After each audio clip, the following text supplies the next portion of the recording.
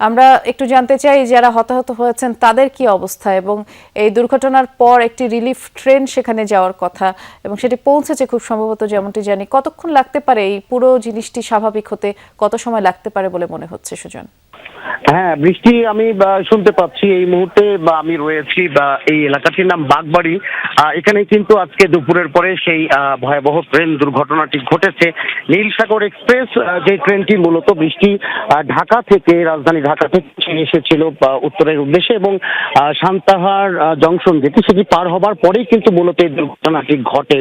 এবং আমরা এখন পর্যন্ত এখানে যে তথ্যটুকু পেয়েছি, 9টি বগি কিন্তু বৃষ্টি এই যে নীলসাগর এক্সপ্রেস এটি কিন্তু আন্তনগর বা ইন্টারসিটি বলে এই অঞ্চলে, খুবই দ্রুতগামী একটি ট্রেন এই অঞ্চলের, এবং সেটির কিন্তু চলন্ত অবস্থায় 9টি বগি ট্রেন থেকে, মূল ট্রেন থেকে বিচ্ছিন্ন হয়ে যায়, এবং বেশ কয়েকটি বগি কিন্তু লাইন থেকে একদম মাটিতে উপরে যায়।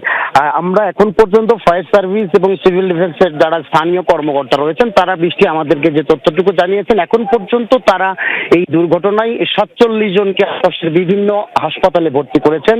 সেই হিসেবে ফায়ার সার্ভিসের হিসেব মতো এখন পর্যন্ত তারা আহতর সংখ্যা, আহত যারা হয়েছেন যাত্রীরা, সেই সংখ্যা কিন্তু রয়েছে বৃষ্টি। তারা যেটি বলছেন যে শতাধিক আহত মানুষকে তারা আসলে দুর্ঘটনার পরে দেখেছেন ঘটনাস্থলে, অনেকে বিভিন্ন হাসপাতালে গেছেন। আর সর্বশেষ যে তথ্য বৃষ্টি একটু আপনাকে জানাই, যে উদ্ধারকারী ট্রেন 3:30টায় ঈশ্বরদী জংশন থেকে রওনা দিয়েছে এই ঘটনাস্থলের উদ্দেশ্যে। সেটি বিকেল 5টা নাগাদ পৌঁছার কথা, আমি ঈশ্বরদীতে কথা বলছিলাম, তবে এখন পর্যন্ত কিন্তু সেই ট্রেনটি এই ঘটনাস্থলে এসে পৌঁছায়নি। সেটি আসলে মূলত কিন্তু ধন্যবাদ সুজন।